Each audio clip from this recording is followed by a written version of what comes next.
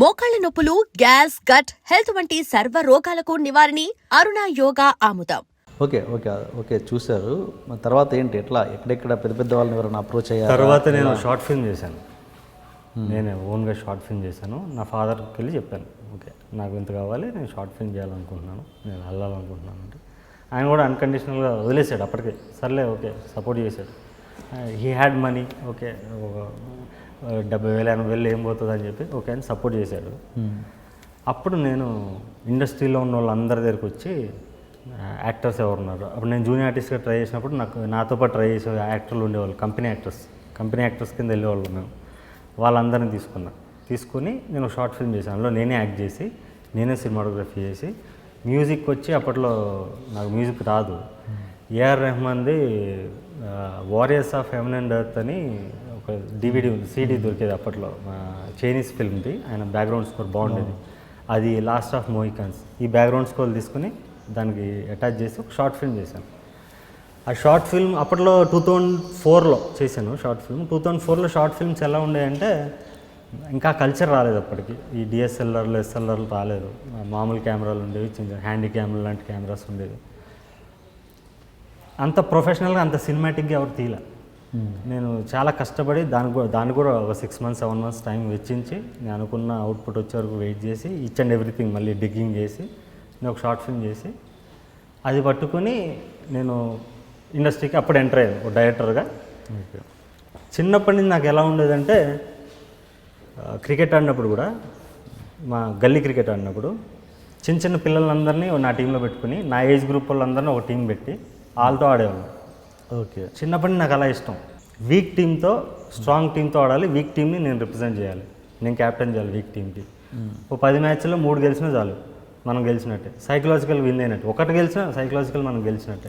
అలా ఉండేది నా చిన్నప్పటి నుంచి. నా ఛాలెంజింగ్ ఎలిమెంట్స్ అన్న, ఛాలెంజింగ్ సిచ్యువేషన్స్ అన్న బాగా ఇంట్రెస్ట్. నేను అప్పుడు ఇండస్ట్రీకి ఆ షార్ట్ ఫిల్మ్ పట్టుకుని ఎలా వచ్చానంటే, వడ్డే నవీన్, దాసరి అరుణ్ కుమార్, అలెగ్జాండర్ వల్లభ, ఎవరు కేఎస్ రామారావు గారు అబ్బాయి, వీళ్ళని స్టార్లను చేద్దామని వచ్చాను. తారక రత్న, వీళ్ళని అప్రోచ్ అయ్యి, వాళ్ళకి మంచి డైరెక్టర్ దొరుకుంటాడు, నేను అప్రోచ్ అయితే నాతో సినిమా చేస్తారు, వాళ్ళని స్టార్ని చేద్దాం, ఇప్పటివరకు ఎవరు చూపించిన కోణంలో వాళ్ళ పొటెన్షియల్ని చూపిద్దాం అని చెప్పి నేను వచ్చాను ఇండస్ట్రీకి. తారక రత్నాన్ని కలిశాను. వాళ్ళ ఫాదర్ షార్ట్ ఫిల్మ్ చూసి ఆయన ఇంప్రెస్ అయ్యి పిలిచాడు వాళ్ళ ఆఫీస్ కలిసి. తారకరత్న ఆయన ఇద్దరు కూర్చుని కథ చెప్పాను. పోర్కలం అని నేను తమిళ్లో చేసిన సినిమా స్టోరీ చెప్పాను. వాళ్ళకి అర్థం కాల. ఇంకో వేరే కథ ఏమైనా ఉందా అన్నారు. లేదు, ఇదే నా ఫస్ట్ కథ అనుకుంటున్నాను అని చెప్పి వెళ్ళిపోయాను. తర్వాత అలెగ్జాండర్ వల్లభని తెలిసాను, కేఎస్ రామారావు గారు అబ్బాయిని. ఫిల్మ్ ఛాంబర్లో ఏదో యానిమేషన్ సెంటర్ ఏదో పెట్టిండు నేను అప్పుడు.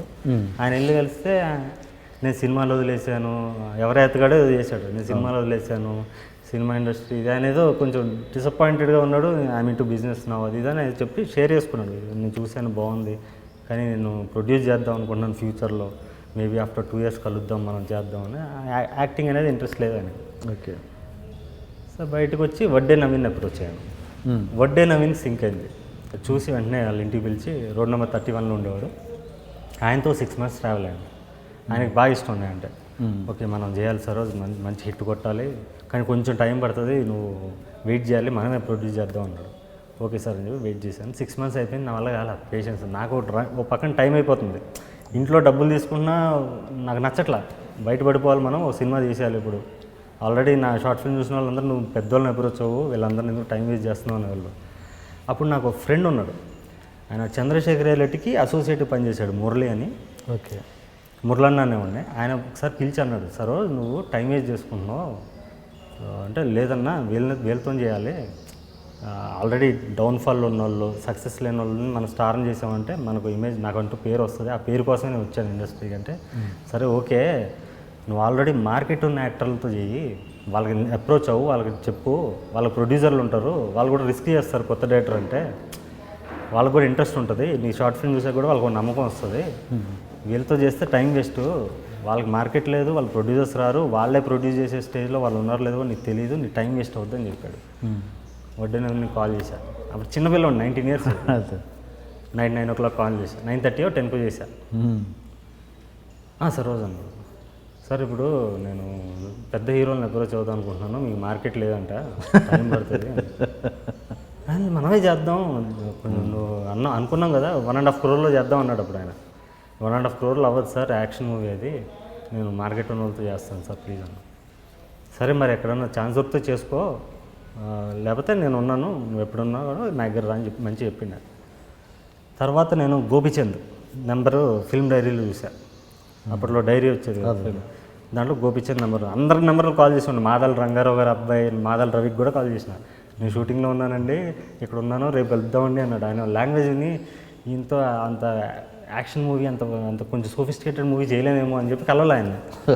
తర్వాత మేస్త్రి అని సినిమా వచ్చింది, పోస్టర్ చూసా పంజగుట్టలో, శశికాంత్ ఇంట్రడ్యూసింగ్ శశికాంత్ ఏదో సంథింగ్, ఓకే అని చెప్పి శశికాంత్ నెంబర్ ఆయన కూడా ఫోన్ చేశారు, నేను సినిమాలో వదిలేసానండి అన్నాడు ఆయన. సో అందరూ సినిమాలో వదిలేస్తారు, వీళ్ళందరూ డిప్రెషన్లో ఉన్నోళ్ళు. అప్పుడు గోపిచంద్ మన వర్కౌట్ అవుద్దా, ప్లస్ గోపిచంద్ అప్పటికే స్టారు అని చెప్పి ట్రై చేశాను. ఒకసారి ఫోన్ చేశాను, ఫోన్ లిఫ్ట్ చేశాడు, సార్ నా పేరు అయితే నేను షార్ట్ ఫిల్మ్ చేశాను, అద్భుతంగా ఉంటుంది, మీరు ఒకసారి చూడండి అంటే కట్ చేసాడు ఫోన్. తర్వాత మెసేజ్లు పెట్టా, 4-5 మెసేజ్లు పెట్టా, రిప్లై ఇవ్వాల. వాళ్ళ ఇంటికి వెళ్ళా, సీనియర్ కాలనీలో ఫ్లాట్లో ఉండేవాడు. ఇంటికి వెళ్ళి తలుపు కొడితే వాళ్ళ మదర్ తీశారు, సార్ గోపిచంద్ ఇమ్మన్నాడండి, ఇది చాలా ఇంపార్టెంట్, ఆయనకు ఒకసారి ఇవ్వండి అని చెప్పాను. అవునా బాబు అని తీసుకున్నాను. తర్వాత నైట్ దాని మీద నా నెంబర్ అన్నీ రాశాడు. నైట్ ఫోన్ చేశాడు, 11 o'clock ఫోన్ చేశాడు, చెప్పు అన్నాడు. అదే మీకు షార్ట్ ఫిల్మ్ ఇచ్చాను చూశానంటే, చూశానమ్మా, ఏంటి ఎందుకు ఇన్నిసార్లు ఫోన్ చేస్తున్నావు అంటే, అదే మీకు ఒక కథ ఉంది, ఇప్పటివరకు ఎవరు చెప్పను కథ, మీరు విన్నారంటే ఫ్లాట్ అయిపోతారు, మీ ఇష్టం మరి, లేకపోతే వేరే వాళ్ళకి వెళ్ళిపోద్దని. సర్లే అన్నాడు. ఫోన్ కట్ చేస్తాడు. నెక్స్ట్ డే మార్నింగ్ 9కి ఫోన్ చేశాడు, బుజ్జికి కథ చెప్తావా అన్నాడు. బుజ్జి తనకి గోపిచందేనా? ఆయన ఫోన్ చేసి 10 o'clock ఎప్పుడు ఫోన్ చేసి 9-10 o'clock. బుజ్జి ఎవరు అన్న, నల్మల్ బుజ్జి ప్రొడ్యూసరు, అప్పుడు లక్ష్యం సినిమా నడుస్తున్నాడు, ఎవరికన్నా కథ చెప్తాను, అపాయింట్మెంట్ కావాలంటే నాకు, ఎవరికన్నా కథ చెప్తాను చెప్పండి. సరే 11 o'clock ఆఫీస్కి వచ్చి అన్నాడు, 1 hour టైం ఉంది, నేను ఆఫీస్లో ఉంటాను వచ్చేసి అని ఆఫీస్ అడ్రస్ చెప్పాడు. నల్మల్ బుజ్జి ఆఫీస్ అడ్రస్ కనుక్కొని నల్మల్ బుజ్జి ఆఫీస్కి వెళ్ళాను. వెళ్ళి లోపలికి వెళ్ళి ఒక పర్సన్ షార్ట్ వేసుకుని కొంచెం గూన్లా రౌడీలాగా ఉన్నాడు, కిందకు వచ్చాడు, మెట్ల మీద దిగి ఇలా నోట్లో ఏదో తింటున్నాడు, ఒక్క ఏదో అన్నాడు, బుజ్జి గారిని కలవాలి అన్నాడు. ఆయన ఫాలో చేసుకుంటే పైకి వెళ్ళాను. నాకు భయం వేసింది, ఏమన్నా వీళ్ళు ఎట్లా ఉన్నారు, ఇంక ప్రొడ్యూసర్ ఎట్లా ఉంటాడో, లేకపోతే ఆయన కలిసే చెప్దాం అనుకున్నాను, ఆయన సరిగ్గా బిహేవ్ చేయలేదు సార్ నాతో, గూన్లాగా ఎవరు మీ పక్కన ఉన్న అతను సరే బిహేవ్ చేయలేదు, ఇట్లా మాట్లాడాను, ఫ్యూచర్లో ఎప్పుడైనా చెప్దాంలే అనుకుంటున్నా. ఈ మెట్లు ఎక్కేటప్పుడే వేసుకున్నా స్క్రీన్ ప్లే. లోపలికి వెళ్ళేసాడు, డోర్ ఓపెన్ చేశాడు, ఇలా కూర్చున్నాడు, నేనే బుజ్జి చెప్పు అన్నాడు. అంత సింపుల్గా ఉంటాడని ఎక్స్పెక్ట్ చేయలేను. అది గోపిచంద్ పంపించాను అంటే, నువ్వు అక్కడే ఉన్నాడు, పక్కన చూస్తే గోపిచంద్ ఉన్నాడు ఇలా కూర్చుని, చెప్పు అన్నాడు. అయితే కట్ చెప్పు అన్నాడు, డైరెక్ట్ కట్ట, ఇంకేం మాట్లాడాలి, నీ ఇంట్రడక్షన్ ఏం అడగల, కట్ చెప్పు అన్నాడు. కట్ చెప్పాను. ఆ కథ ఏంటంటే 20 నిమిషాలు చెప్తే ఎవరైనా ఫ్లాట్ అయిపోవాలి. ఆ కథ మీరు ఒకసారి సినిమా కూడా చూడండి, ఇంటర్వెల్లో. పొరకాలం కాదా ఇది? పోర్కలం. పోర్కలం అంటే యుద్ధభూమి, రణరంగం. పొరకాలం అంటే అది ఒక సేయింగ్, సామెతలో. ఓకే. అయితే 20 minutesలో కథ చెప్పాను.